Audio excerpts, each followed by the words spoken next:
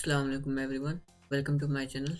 Last video में हमने ये किया था कि हमने इस फॉर्म सर्चिंग और पेजिनेशन में से जो ये HTML का टेबल है इसकी पार्सिंग की थी, इसमें से रिक्वायर्ड डेटा निकाला था और हमने हर एक पेज की एक डेटा अरे बनाई थी। उसके अंदर मल्टीपल हैशेस थी, मल्टीपल हैशेस में ये हर एक टीम का डेटा था और उन सब डेटा अरेज को हमने एक डेटा अरे के अंदर स्टोर करवाया था और उसको फ्लैटन कर दिया था, यानी इसको एक मल्टीपल अरेज को एक बड़ी सी अरे बना दिया था। देन हम आज की वीडियो में ये करने वाले हैं कि हम इस डेटा को MySQL के डेटाबेस में स्टोर करवाने वाले हैं। तो उसके लिए मैं यूज़ करने वाला हूँ ओल्ड कोड जो मैंने इस वीडियो में किया था प्रोसेस, वो कोड यूज़ करने वाला हूँ डेटा इंसर्शन के लिए। तो यहाँ पे हमारे बाय वक्त पे ये कोड रुकेगा, स्टोरिंग एक्सट्रैक्टेड डेटा। यहाँ पे पहले हम MySQL क्लाइंट बनाएंगे, फिर डेटाबेस चेक करेंगे, अगर वो बनी हुई होगी तो ठीक है, नहीं तो हम क्रिएट करेंगे। इसी तरह टेबल को चेक करेंगे और उसके बाद हम फिर इंसर्शन करवाएंगे। तो इसके लिए मेरे पास एक कोड ऑलरेडी बना हुआ है, मैं उसको कॉपी कर लेता हूँ, देन उसको एक्सप्लेन भी करूँगा। तो ये मैं कॉपी कर रहा हूँ कोड, कुछ बाद में मैं इसको एक्सप्लेन भी करता हूँ। तो इसमें ये है कि मैंने एक MySQL का क्लाइंट बना लिया, MySQL का जब मैंने रिक्वायर कर रखा है और यहाँ पे मैंने डेटाबेस चेक करनी है, एक टेबल चेक करना है और डेटा को इंसर्ट करवाना है और ये पेजेस डेटा आ रहा है कि यहाँ पे तमाम पेजेस की, और यहाँ इंसर्शन कंप्लीट हो जाएगी। यहाँ पे मैं एक और मेथड बना लेता हूँ, चेक डेटाबेस, और इसके अंदर मुझे कुछ नहीं भेजना और ये डेफ होगा, सॉरी डेफ। ये मेथड भी हमें चाहिए लेकिन अभी हम चेक DB करेंगे और इसके अंदर हमें ये अरे नहीं चाहिए। और इसके बाद चेक टेबल, हमने ये तीनों मेथड बना लिए, इसको मैं रिमूव कर देता हूँ। तो अभी हम चेक DB पे काम करेंगे। सबसे पहले मैं उसका भी कोड लिखा हुआ है जो कि मैंने उस वीडियो में सारा कुछ एक्सप्लेन किया है कि क्या चीज़ किस तरह होगी। तो यहाँ पे मैं उसको कोड कर लेता हूँ। यहाँ डेटाबेस नेम हम रखेंगे hockey team data, okay team database, और यहाँ डेटाबेस को हम चेक करेंगे कि कोई डेटाबेस एग्जिस्ट करती है। अगर कोई डेटाबेस एग्जिस्ट नहीं करती होगी तो हम उसको क्रिएट कर देंगे, वरना हम उसको सेलेक्ट कर लेंगे यूज़ करने के लिए सिर्फ। तो इसके बाद हम टेबल को चेक करेंगे, उसका भी कोड लिखा हुआ था, उस वीडियो में मैंने एक्सप्लेन किया कि वो कोड क्या क्या करेगा, यहाँ पे भी कर दूँगा। तो यहाँ पे कंट्रीज इन्फो की जगह पे आएगा हॉकी टीम इन्फो। तो यहाँ पे हम टेबल को चेक करेंगे, अगर कोई टेबल नहीं होगा यानी उसका काउंट 0 आता है तो हम उसको क्रिएट करेंगे और उसको जस्ट यहाँ पे क्रिएट करेंगे। लेकिन यहाँ पे हमें कुछ चेंजेस करने की, यहाँ पे हमारे पास जो डेटा आ रहा है वो होगा लाइक टीम नेम, ये है हमारे पास डेटा हैश। तो पहला होगा टीम नेम जो कि वारचार होगा, मैं इसको बंद कर देता हूँ, इसको भी बंद कर देता हूँ। और पहला हमारे पास होगा टीम नेम जो कि वारचार होगा, और इसके बाद ईयर जो कि इंटीजर होगा, मैं इसको ऊपर कर लेता हूँ। इसी तरह विन लूजेस, ये भी इंटीजर ही है, ये हमने वेबसाइट पे इनका डेटा को देख के, ये भी इंटीजर है, ये भी इंटीजर है, ये भी इंटीजर है। ओटी लॉसेस तो इसका कहीं पर डेटा है नहीं, तो बल्कि ये भी एक इंटीजर है, तो ये भी एक इंटीजर ही होगा, ओटी लॉसेस इंटीजर। उसके बाद आ जाता है फ्लोट परसेंटेज, तो ये हमारे पास कौन सा PCT, ये होगा float. Win PCT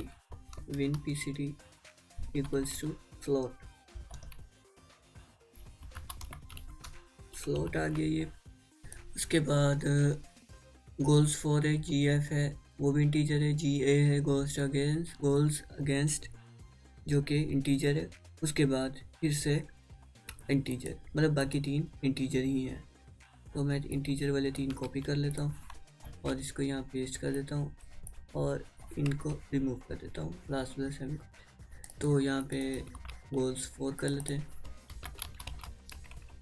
GOALS goals 4 integer goals AGAI against integer, और यहाँ पे डिफरेंस भी इंटीजर ही है। तो ये हमारे पास टेबल क्रिएट करने की क्वेरी भी बन गई। Team name, year, win loses, 40 loses, win percentage, country area, ये नहीं चाहिए, ये लास्ट वाली वीडियो में था।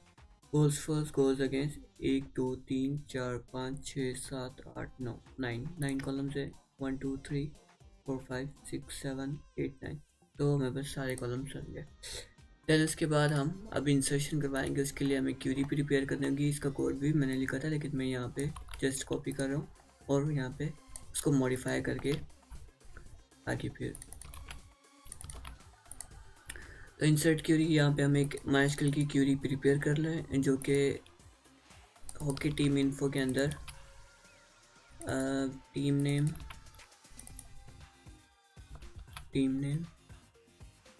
अच्छा ईयर इसी तरह विंस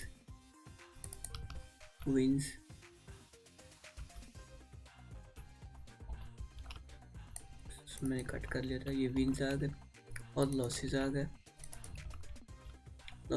और इस सब मैं आगे डालता जाऊंगा।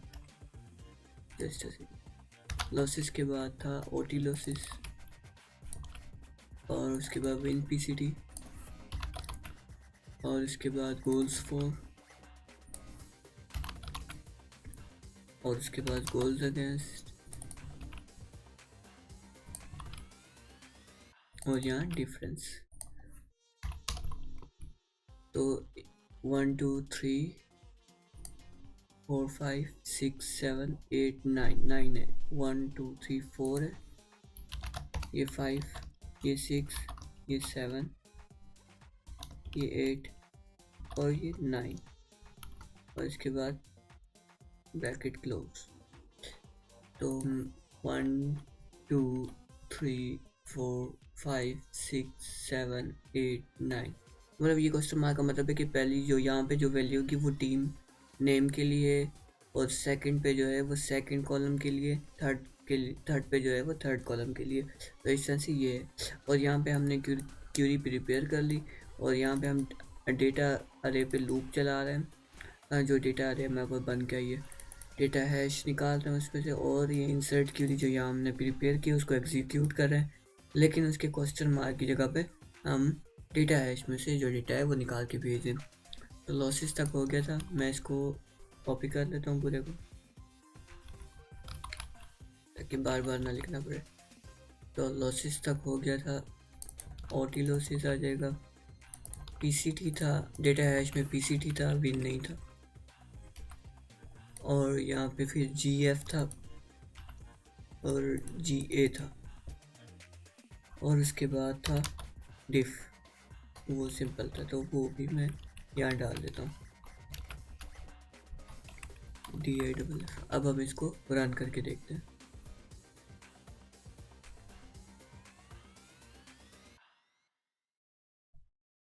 तो मैं इसको एक दफ़ा रन करके देखता हूँ।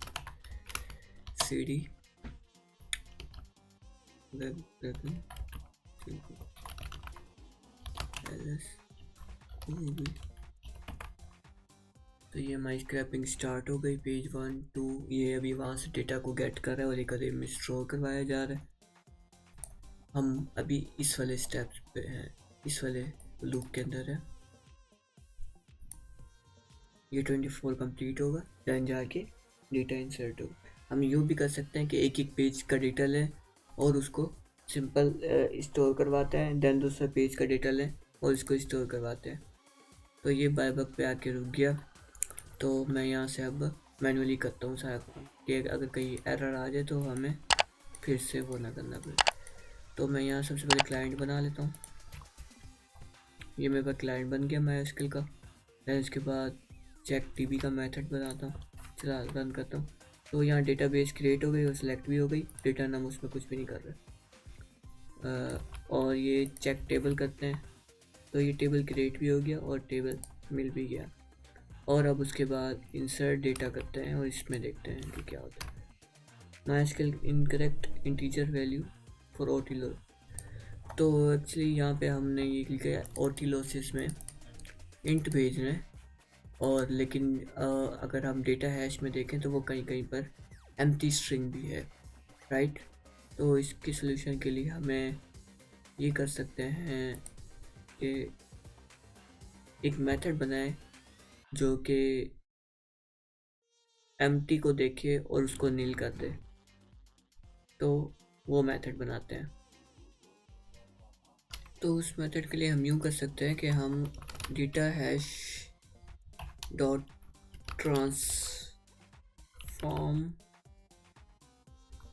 ट्रांसफॉर्म्स वैल्यूज़, ये एक बिल्ट इन मेथड होता है हैशेस के लिए, जो कि हर एक हैश पे लूप करता है। Data hash dot transform values, आगे होती है कर्ली ब्रेसेस, उसके आगे वैल्यू, ये डेटा हैश की एक एक वैल्यू पे लूप करता है, मतलब कि उसको लेकर आते हैं। तो यहाँ पे हम टर्नरी ऑपरेटर यूज़ करेंगे, वैल्यू डॉट एम्प्टी। हम देखेंगे कि अगर वैल्यू एम्प्टी है तो हम उसको नील कर देंगे, एल्स वैल्यू ही रखेंगे। Data hash dot transform values, value अगर एम्प्टी है, data hash dot transform values, ठीक है। तो data hash dot transform values ये हो गया। तो अभी हम इसको दोबारा से इस मेथड को कॉल करते हैं। सेम में एरर आ रहा है, एग्जिट करते हैं, और बायबग जो है वो इधर इसमें लगाते हैं। बायबग कहाँ है? इस मेथड में लगाते हैं, ना कि इधर। तो इस दफ़ा डेटाबेस और टेबल क्रिएट नहीं होंगे क्योंकि वो ऑलरेडी क्रिएटेड है। तो यहाँ पे हम इसके अंदर एक दफ़ा लूप के अंदर लगाते हैं, देन हमारा जो फिक्सेस है वो करके। तो यहाँ पे सारे पेजेस होंगे एक दफ़ा।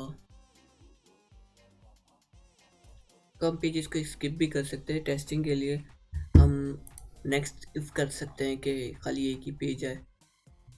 तो वो मल्टीपल वेज हैं चीज़ों को करने के, लेकिन हम ये लास्ट टाइम ही कर रहे हैं। उसके बाद हमारा डेटा सक्सेसफुली इंशाल्लाह इंसर्ट हो जाएगा। तो ये पेज इस डेटाबेस इंसर्शन स्टार्टेड, डेटाबेस लगती, टेबल भी फाउंड होगी, टेबल क्रिएट नहीं हुआ। तो डेटा हैश को निकालते हैं, और ये लूजेस, ओटी लूजेस जो है एम्प्टी, इस वजह से उसके अंदर एरर आ रहा है, जबकि हमने इसको कहा है कि वो एम्प्टी इंटीजर होगा। तो ये अब हमने उसको नील भी कर दिया, और अब हम ये वाली क्यूरी रन करके देखते हैं। तो हमारा डेटा इंसर्ट हो गया। तो अब मैं इसको एग्ज़िट करता हूँ, और हम अपना जो है MySQL सर्वर खोलते हैं।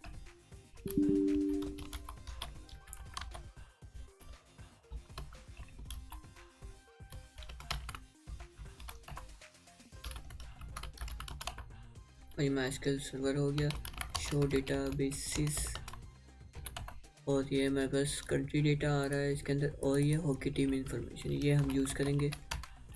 और शो टेबल्स करेंगे, इसके अंदर कौन कौन से टेबल हैं। तो यहाँ पे एक ही टेबल है, select everything from this table,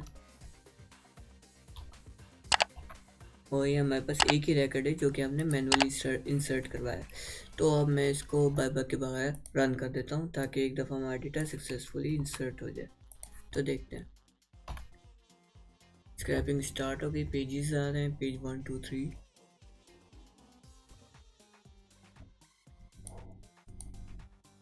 तो ये हमारे पास इसका डेटा भी अब इंसर्ट हो जाएगा इंशाल्लाह सक्सेसफुली।